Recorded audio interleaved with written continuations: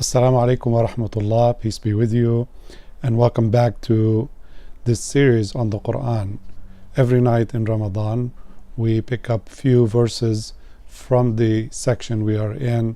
Tonight, on the 13th night of Ramadan, we read from the chapter about Yusuf alayhi salam, or Joseph. Yusuf alayhi salam is the grandson of the great-grandson actually of Abraham or Ibrahim.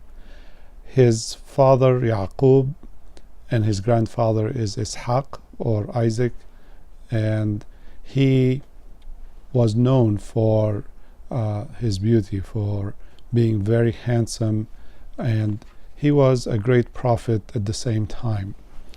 The story has been made into films, and people read it with interest. They examine the details of the life of this great prophet and how, since his childhood, he experienced many events that changed his life. This story tells us that the many twists and turns that happen are for a reason. So the whole chapter, the whole surah is about Yusuf alayhi salam, and Allah subhanahu wa ta'ala, He gives us this story in the Quran to teach us many lessons. Before the story began, in his early childhood, Yusuf saw in the dream a certain dream that he did not understand what it means, and it's explained to us at the end of the surah. The Prophet Yusuf alayhi salam was the son of the Prophet Yaqub, who had 12 children, 10 from one marriage and 2 from the other marriage. Yusuf and his brother Benjamin were from this marriage, and Yaqub or Jacob, he loved Yusuf a lot, and his brothers became jealous of him to the point that they wanted to get rid of him in any shape, way possible. But his father told him to avoid exciting his brothers against him by not telling them everything he knows or he sees in his dreams. So his famous dream, he had many. His first and famous dream was he saw 11 planets making prostration to him, as well as the sun and the moon.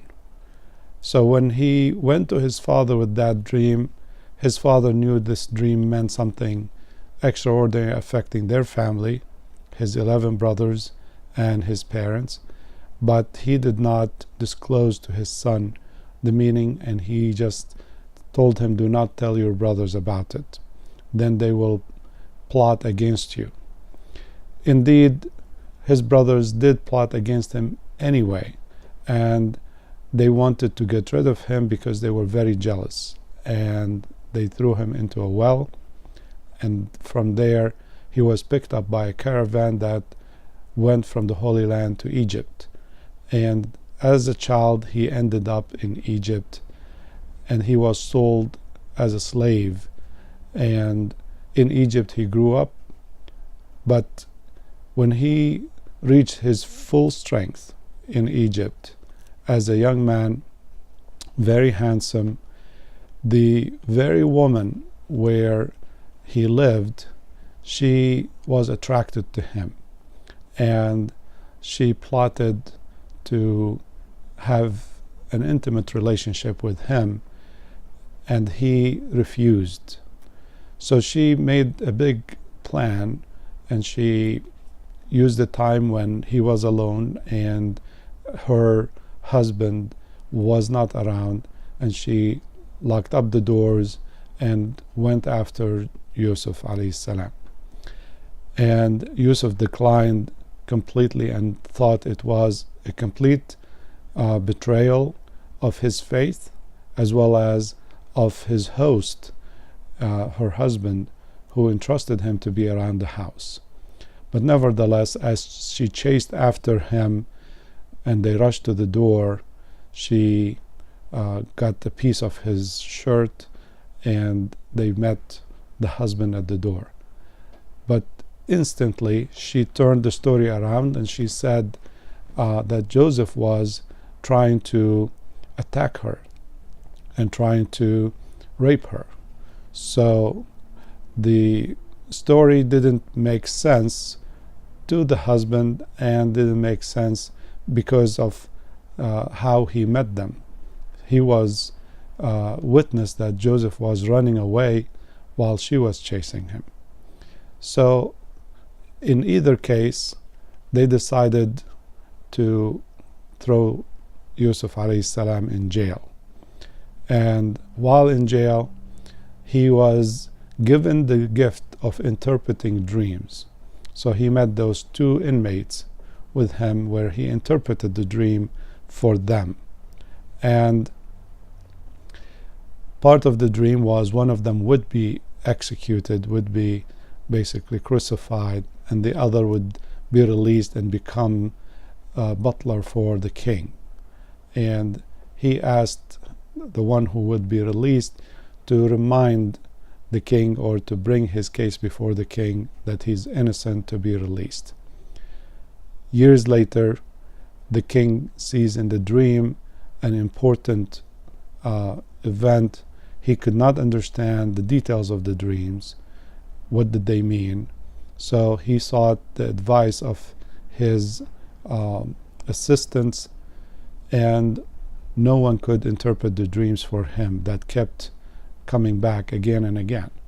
So the butler, he said, I know who can interpret the dream accurately. That's Yusuf. He went to jail, and he asked Yusuf to interpret the dreams for the king. And those interpretations that panned out true saved Egypt from a major drought, where he said, you will be planting for 7 years and harvesting, and then after those good 7 years there will be a very bad 7 years, full drought. If you save from your harvest every year for the 7 years that will come, then you will survive it. And then a year of rain will come back and things will be okay.